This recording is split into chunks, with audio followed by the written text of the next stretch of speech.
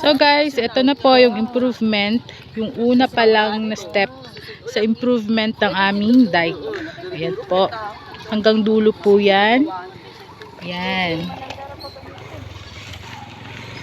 So clearing pa lang po siya. So yung mga bahay-bahay dito is na demolition na, nagsilipatan na sila sa ibang area, mga ganun.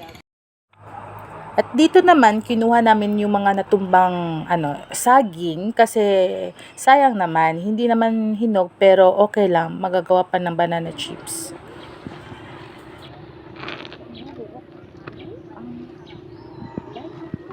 Ang mga bili niya kawayan, ka mga na-demolition nga balay, ginaim ng dakahoy. Yung pangahoy si Love kay si Inday, kay si JM. Sakit ko na nalima, ma-rest anay. So ayan na lang po yung ating video ngayon. Abangan niyo po yung part 2 sa improvement ng ating dike. Please subscribe on my YouTube channel, guys, for more updates and videos, and follow me on my Facebook account, Evelyn Nison. Thank you for watching.